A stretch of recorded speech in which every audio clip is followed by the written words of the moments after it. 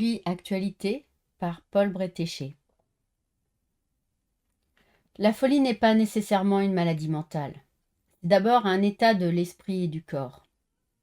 État subjectif particulier sans doute, caractérisé par ce que le sens commun trouve excessif, démesuré, hors norme, irrationnel, incontrôlable, passionnément violent, ou bien à l'opposé, désespérément inerte.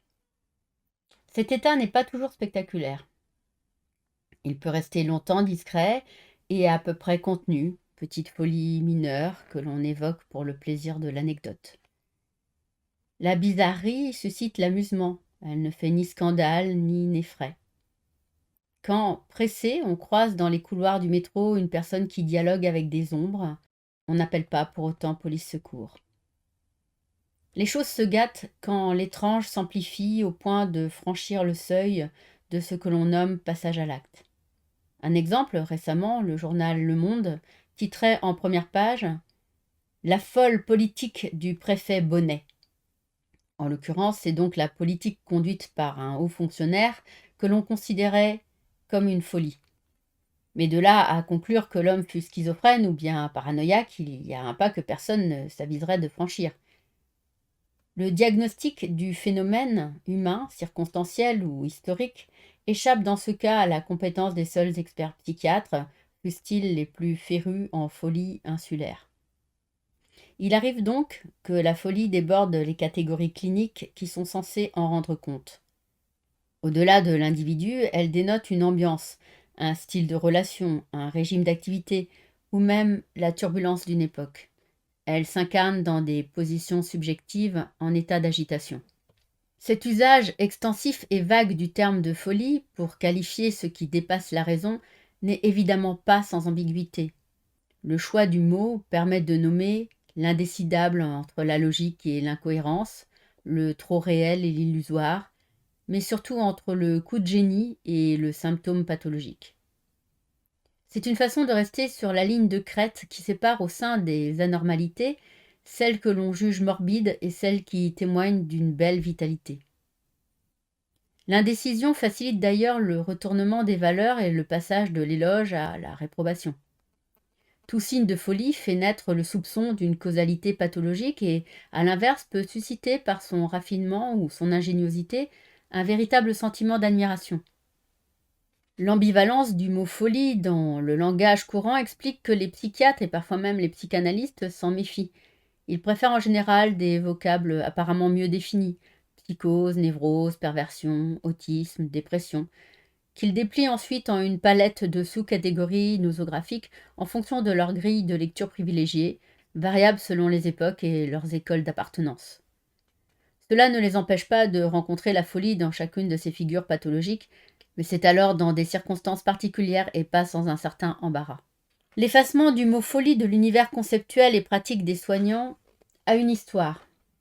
Michel Foucault l'a relaté dans sa thèse désormais incontournable, Histoire de la folie à l'âge classique. Ce livre, on le sait, est d'abord celui d'un philosophe qui s'interrogea tout au long de son œuvre sur l'émergence des sciences de l'homme et des techniques de pouvoir qui caractérisent notre modernité, le biopouvoir. L'analyse de la naissance de la psychiatrie à l'âge des Lumières est un jalon de cette entreprise. Foucault y retrace les métamorphoses des consciences de folie, c'est-à-dire l'évolution des interprétations et des pratiques littéraires, populaires, savantes, philosophiques, médicales, auxquelles elle a donné lieu depuis la Renaissance jusqu'à l'aube de la psychanalyse. Pour le dire vite, c'est l'histoire d'un partage et d'une réduction raisonnée, partage entre ce que disent par la voix des artistes, de Cervantes à Artaud en passant par Diderot, Hölderlin et Nietzsche, les penseurs déraisonnables, et ce que la société et ses instances régulatrices, médecine, justice, police, médias, s'efforcent de ramener aux normes en vigueur. Réduction raisonnée au moyen d'un savoir qui expliquerait les troubles du comportement, les souffrances psychiques et les désordres de l'esprit. L'observation à visée scientifique va alors peu à peu se substituer aux anciennes interprétations magico-religieuses, distinction et classement des diverses variétés de ce que l'on nommera désormais aliénation ou maladie mentale, recherche positiviste de leurs causes et de leurs mécanismes, construction de dispositifs capables, sinon de les traiter, au moins d'en contrôler les manifestations. Ces dispositifs comprendront tout un arsenal de mesures juridiques, les lois qui régissent l'internement, l'exercice des tutelles, les non-lieux pour cause d'aliénation. La généralisation d'établissements de soins spécialisés, asiles, colonies agricoles, des procédures d'assistance aux malades et de financement des soins, l'émergence d'institutions de recherche, laboratoires, écoles de cliniques et sociétés savantes. En conclusion de son travail, Foucault y verra non une libération, c'est-à-dire la capacité d'entendre ce qui s'exprime dans la folie, mais plutôt une nouvelle manière, plus rigoureuse, de conjurer son non-sens apparent et d'administrer ses débordements. À la publication de cette thèse, 1961, les psychiatres seront en général heurtés par cette analyse. Ils la prendront pour une critique de leur métier et une contestation de leur discipline. Pour eux, la réflexion philosophique de Foucault sera plus difficile à admettre que les investigations de sociologues tels l'ouvrage d'Erving Goffman, Asile, qui pourtant dénonceront très méticuleusement les méfaits de réclusion asilaire. Pour comprendre cette contradiction, il faut se souvenir qu'après la Deuxième Guerre mondiale, la psychiatrie française, d'abord lentement, puis de façon délibérée, s'attachera à changer de visage, à modifier ses pratiques, voudra rompre avec son passé aliéniste. L'humanisation des lieux de soins, la modernisation des techniques de prise en charge, la réinsertion des malades, l'évolution des représentations de la maladie, les réformes législatives deviendront leurs priorités. Cette mutation, qui prendra une trentaine d'années, sera le résultat d'une série de facteurs parfois contradictoires. Mentionnons pour mémoire d'abord la prise de conscience du sort des malades mentaux internés durant la guerre, voire l'étude du docteur Max Lafon, l'extermination douce, qui estime à 40 000 le nombre de patients morts de faim à cette époque. Ensuite, la refonte des approches cliniques plus attentives à la relation soignant-soigné, sous la double influence de la phénoménologie et surtout de la psychanalyse. Et enfin, dans les années 50-60, la découverte et la généralisation de l'usage de médicaments psychotropes, neuroleptiques, tranquillisants, antidépresseurs. Dans le même mouvement, le souci de formation de l'ensemble du personnel soignant, l'introduction de thérapies de groupe, sociothérapie, ergothérapie, art-thérapie, un plus grand respect de la parole et des productions des malades, découverte de l'art brut, contribueront peu à peu à changer l'atmosphère des services hospitaliers. Deux grands axes de travail guideront alors les praticiens. Le premier, centré sur l'analyse des conditions requises pour l'accueil et le soin des patients dans un cadre qui respecte leur mode d'être singulier, se regroupera dans le mouvement dit de psychothérapie institutionnelle. Ce mouvement partira du constat apparemment très simple qu'on ne peut correctement soigner des gens dans un établissement qui considère les malades comme des personnes déficientes et cantonne le personnel soignant au rôle de gardiennage. Ses promoteurs, Jean Houry, Félix Guattari, François Toscaïès, à l'aide d'une double grille de lecture clinique, réflexion approfondie sur les psychoses inspirées par Lacan, et politique, analyse du fonctionnement des collectifs, travaillera alors très concrètement à la transformation de la vie, de l'ambiance et du quotidien des services. Cela se traduira par la création de clubs de patients, la multiplication des espaces d'échange et de création et l'agencement d'une organisation qui privilégie à tous les niveaux l'initiative et la prise de responsabilité personnelle. Le second, plus orienté vers des actions d'insertion dans la cité, d'accompagnement au long cours en milieu ouvert, de prévention de l'exclusion, donnera naissance à la psychiatrie de secteur à partir des années 70. Elle sera à l'origine de la création de dispensaires, hôpitaux de jour, appartements thérapeutiques, foyers de post-cure, sur l'ensemble du territoire, découpé administrativement en secteurs correspondant à un service pour 70 000 à 100 000 habitants. Ces différentes structures offriront alors toute une palette de réponses. Consultation, suivi de longue durée, prise en charge à temps partiel, soutien psychologique et social, en amont ou en aval de l'hospitalisation, voire en alternative. Ainsi seront jetées les bases de la modernisation. Plus tard, ce que l'on a appelé l'antipsychiatrie ne fera qu'en accentuer le cours en insistant sur le droit des usagers et la contestation des pratiques autoritaires. S'il fallait résumer le sens général de cette évolution, on pourrait dire que les soignants en psychiatrie, abandonnant les idéaux normatifs du XIXe siècle, se sont progressivement donné des objectifs plus modestes, quoique plus difficiles et plus complexes. Aider, au cas par cas, chaque patient à trouver les compromis instables et forcément précaires, ni pur reflet de la raison, ni simple expression des affects, qui correspondent à un projet de vie, à une éthique de l'existence. Francis Johnson, Éloge de la psychiatrie, nomment ses capacités de choisir par soi-même malgré les aléas de la pathologie, de s'investir dans des activités ou de s'accorder du repos, de reconnaître la limite apportée à la toute-puissance du désir par la présence de l'autre, l'exercice de la fonction sujet.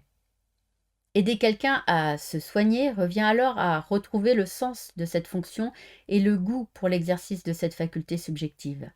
Travaille toujours à reprendre, toujours à repenser, puisque ce qui le contrarie, les pulsions destructrices, les modes de défense contre l'angoisse, l'inertie des habitudes et les usures du temps, est aussi tenace que les mouvements de la vie. Pour autant, peut-on dire que tout va pour le mieux dans le meilleur des mondes, et que folie et société sont désormais, sinon réconciliées, du moins en bonne entente, ne serait-ce que par le truchement des personnels soignants? Ils joueraient les passeurs d'un univers à l'autre, ambassadeurs de la réalité pour ceux qui s'en échappent, et seraient à l'inverse porte-parole de la folie auprès du sens commun.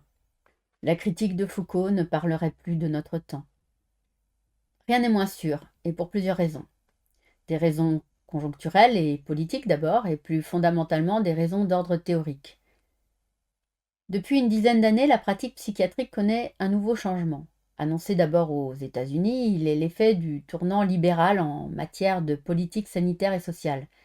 Restriction des crédits, extension des privatisations, contrôle gestionnaire du rendement des services, standardisation des protocoles de soins, choix de priorité dictés surtout par leur impact médiatique et leur retombée électorale. Cette tendance a peu à peu gagné la France au nom de l'économie, limitation des dépenses de santé, de la rationalisation des pratiques, voire de leur modernisation. Si bien que dans de nombreuses structures de soins, l'obsession comptable prend le pas sur la clinique et le contrôle hiérarchique stérilise la recherche et l'expérimentation. Insidieusement, dans les faits, la politique de secteur se trouve remise en cause à un moment où, confrontés à de nouvelles expressions de la souffrance psychique, les praticiens devraient au contraire imaginer des dispositifs institutionnels originaux. Pour exemple, ces dernières années, le nombre de personnes sans domicile fixe a considérablement augmenté. Chaque hiver, les médias rappellent leur existence. Ces personnes démunies connaissent évidemment des problèmes de santé. Parmi elles, à Paris, selon les estimations de Médecins du Monde, un tiers au moins présente une pathologie psychiatrique avérée. Or, elles ne consultent qu'avec une extrême réticence. Et quand elles se décident, très rares sont les équipes disponibles et formées qui acceptent ou sont à même de les accompagner dans la durée. Quoi qu'en disent les politiques, le traitement de la psychose associée à la misère n'est pas une priorité. La folie se retrouve à la rue sous le masque de la pauvreté. Mais il y a une autre série de raisons qui expliquent qu'on tienne toujours la folie en suspicion. Ces raisons sont fondées sur l'échec des théories qui, de manière unidimensionnelle, prétendent l'expliquer et la faire disparaître. Or, malgré les démentis de la pratique, ces prétentions sont toujours très vivaces. Sous une forme moderne, on peut y voir la résurgence d'une volonté de maîtrise comptable aux appétits de pouvoir qui animaient les spécialistes des chasses aux sorcières. Cette prétention peut prendre plusieurs aspects, car chaque champ de recherche développé à partir des questions posées par la folie est susceptible de verser dans ce type d'exclusive. L'exemple le plus caricatural est peut-être la croyance au miracle de la biologie.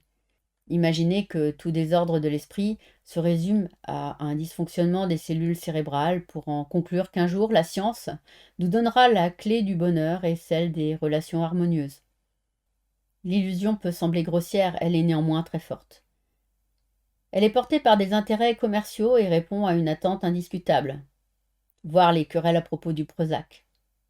Mais cette voie n'est pas la seule à prétendre détenir la solution à tous les malaises de la civilisation et à ses manifestations les plus incompréhensibles et les plus déroutantes.